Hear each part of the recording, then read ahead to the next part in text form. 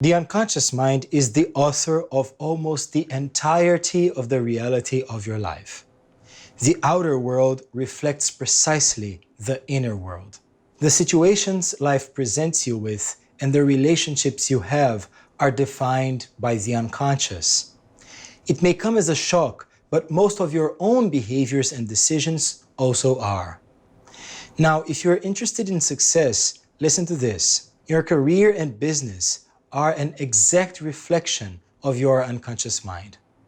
The more influential your position is in your business or company, the bigger the influence of your unconscious over the company. Every time a situation is out of control, particularly if it is repeating itself, be sure the unconscious mind is behind the curtains, pulling the strings. After all, how could you control something that is unknown, unconscious to you? Instead of trying to deal with the consequences that appear in the outer world, go straight to the causes present in your unconscious mind. This way, you intercept problems before they even happen. However, this is just the beginning. The real thing is the ability to redirect the energy that was causing those problems in the first place towards the development of psychotechnologies, that is, new types of intelligence, new skills, and gifts that are unique to you. Getting rid of the repetition caused by dysfunctional patterns in the unconscious mind makes way for the emergence of natural creativity, ideas that are indeed new and true innovation. How would something like that impact your life, your career, your business, and your wealth?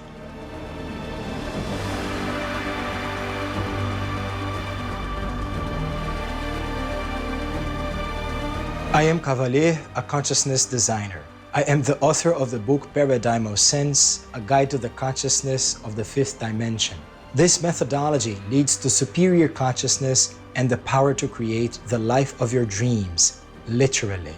Professionals achieve top performance and businesses higher results. Above all, it enables you to change the behavior of life towards you. You can find out more about this work on my website, cavalier.com. The link will be in the description. For 24 years, I have been providing people and businesses with techniques to comprehend with clarity and precision what are the mechanisms operating in their unconscious mind and their pneumatic mind, determining concrete consequences in their lives and businesses. This is a series of 3 videos. The first video focused on how very concrete things like your behaviors, relationships, professional skills, your business, clients, and even the economy and politics are strongly influenced by the unconscious mind.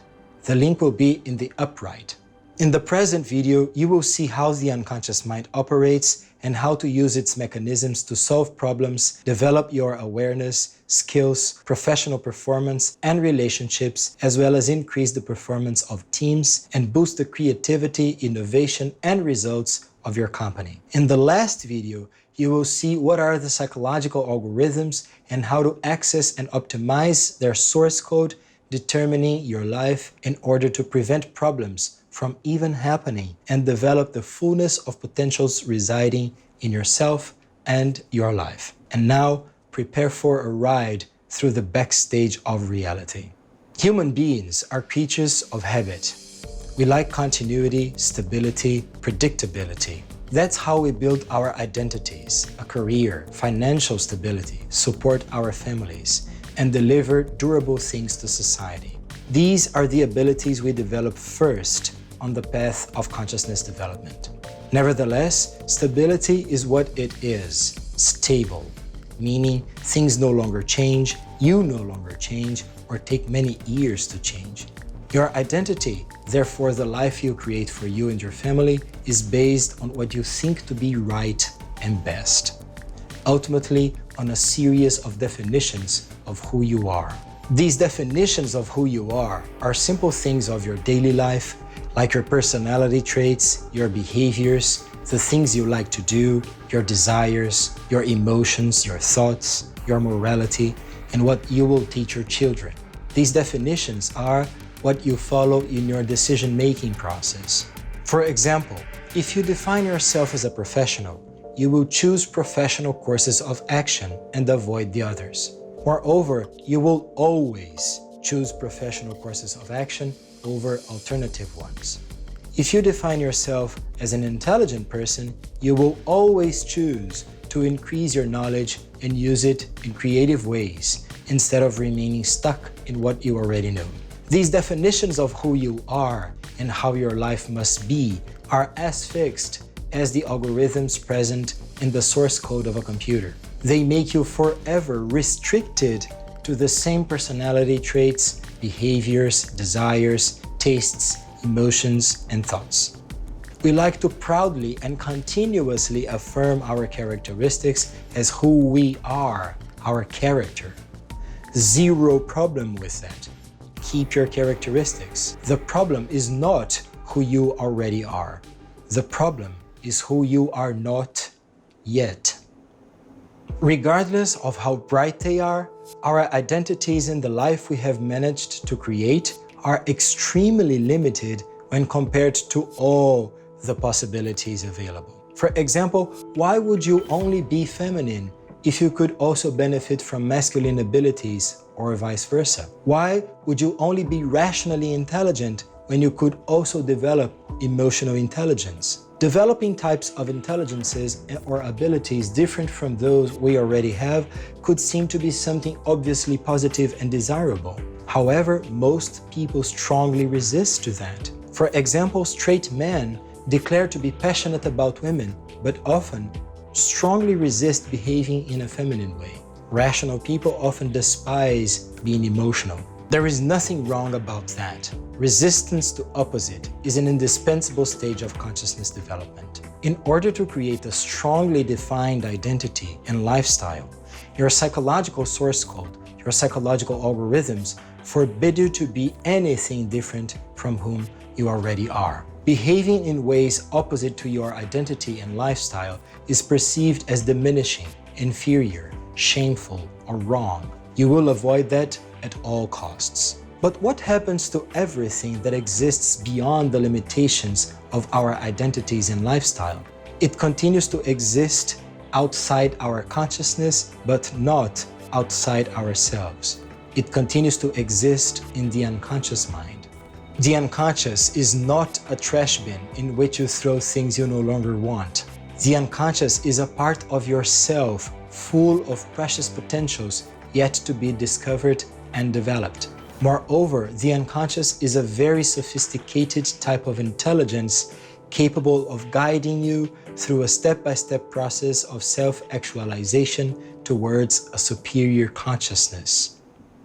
In order to do that, one of the mechanisms that the unconscious mind uses is everything that you are yet unaware of, that is, everything that is outside your consciousness, appears to be outside yourself in the form of other people and relationships or situations.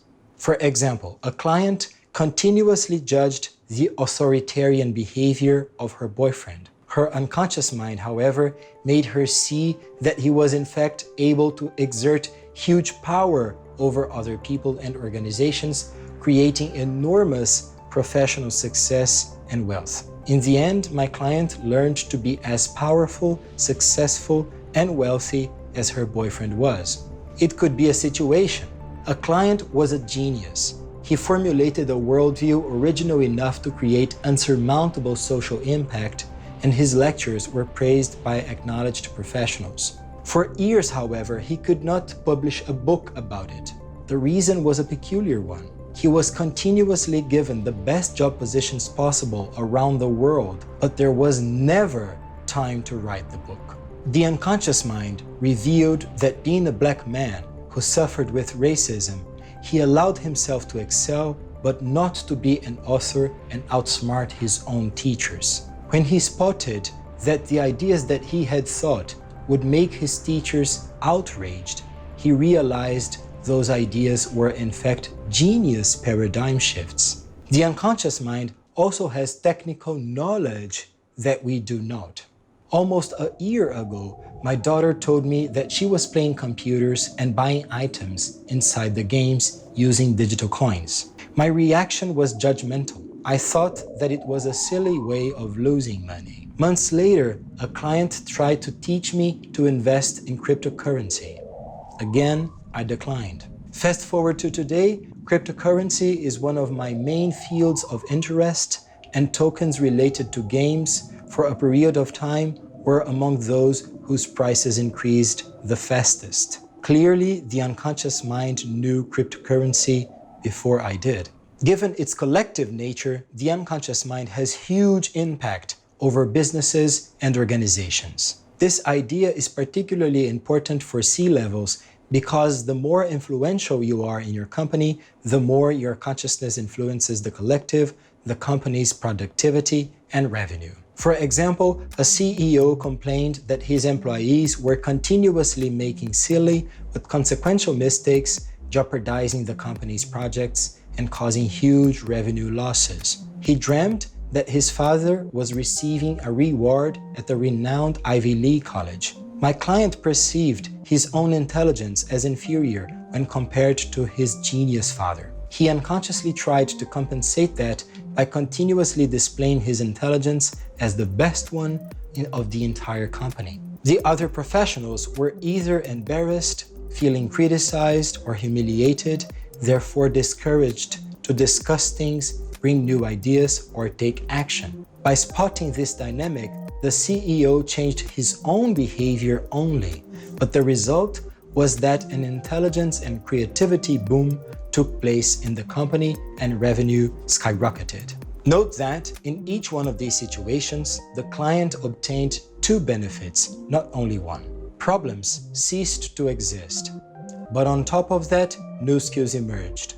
Also, relationships, the entire company, or even the whole society were positively impacted. Authoritarianism became power, success, and wealth. The inability to write a book was translated into a paradigm shift that benefited Black people. My disregard of my daughter's skills changed into profit. Narcissism transformed into collective intelligence, creativity, and revenue. When you perceive reality like this, you literally double your positive results because you benefit from good and bad situations. Problems do not stop you anymore and are even welcomed because you know that they are the raw material of new types of intelligence, new skills, more loving, humane, or creative relationships, career success, creative ideas, innovation, revenue, profit, and so on. Everything is in your favor, good and bad. Problems are no longer the problem. Although problems are no longer the problem, repetition is. Repetition, however, is in fact some potential that the unconscious mind is desperately trying to develop in you. Hence the repetition. When you are in a repetition, though, you do not know what is causing that, nor how to go beyond that. You are unconscious. All your knowledge and wisdom are not enough to overcome repetition. Were them enough, you would have overcome it already. The standardized solutions offered by most of the coaching methods and even some psychological systems will also prove to be not enough, even if temporary relief is achieved precisely because they are standardized and one-fits-all practice that should be repeated by all kinds of people with all kinds of problems. But if everything you do know is not enough, how can you overcome repetition? That's when the unconscious mind comes to your aid. Remember, the unconscious mind is also a type of autonomous intelligence. It knows and can show to you what potentials lie behind the situations repeating in your life and which actions you can take to access and develop these potentials. The unconscious mind knows what you do not know. It thinks what is unthinkable to you. It thinks continuously outside the box. Through the interaction with the individual or collective unconscious mind, professionals can develop an invaluable set of skills. Companies can continuously increase creativity and innovation de facto, therefore value. Organizations can lead the humankind towards unforeseen ways of living, and people can transcend themselves and develop a superior consciousness.